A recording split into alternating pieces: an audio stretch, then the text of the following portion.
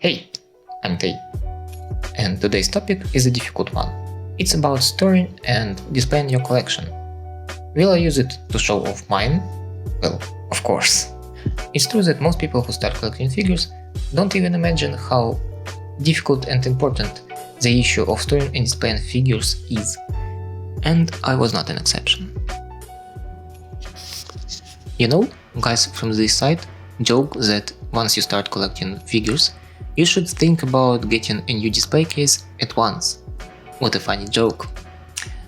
But why am I getting the feeling that it's not a joke? But after a while, the reality hits. This is my first nendoroid. My collection grows. I bet it will be much cooler soon. I will find some neat white shelves. Or maybe even a D12. I will find some beautiful lights. And everybody in the internet will die from jealousy. Right now, this is my collection. And this. And this. And it's not counting one or two figures on my desk, on in-store dioramas, or in other places. As you can see, there are no beautiful lights, detours, or anything of the otaku collector lifestyle. I use grandma's cupboard for most of my collection.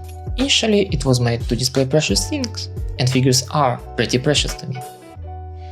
Among other reasons, I decided to make this video to show that not everybody have to follow neat and clean appearance of their collection. It's okay to use what you have, and it doesn't matter if it's old Soviet furniture as long as it works for you personally. But I do have a couple of tips for anybody who wants to upgrade their displays. First of all, use risers. You can buy acrylic ones or make your own. For me, it was easier to make them with cardboard, tape and expanded foam. It's nothing fancy, but they look nice and make figures from the back row more visible. And I don't need anything else from these risers. Another important point is to make sure that your figures are behind glass. I live in a place where it's impossible to hide from dust, so open shelves are a bad option. And to be honest, I think that in any place an open shelf is a better option. Of course, you need to clean your figures often, anytime, in any condition. But keeping figures behind the glass makes it easier. Also, it's a great option for anybody who wants to secure the figures so that no pet or no child could find their way to the figures. And lastly, I'd say it's important to use all the space available. Do I mean it in a clutter way, putting figures side by side? Well, I'm guilty of such posing, true, but that's bad. Each figure needs space around it. But I want to remind you that you can use free space for anything else. For example, the top of my cupboard is a place to keep boxes with dioramas. Right now it doesn't look nice, but nothing stops you from storing your dios or accessories in neat or cute boxes. Other than the cupboard, I have a shelf for action figures, mostly JoJo's Super Action statues. To be honest, I never expected to have so much of them. Some action figures couldn't fit on the shelf, so they're chilling on the bookshelves.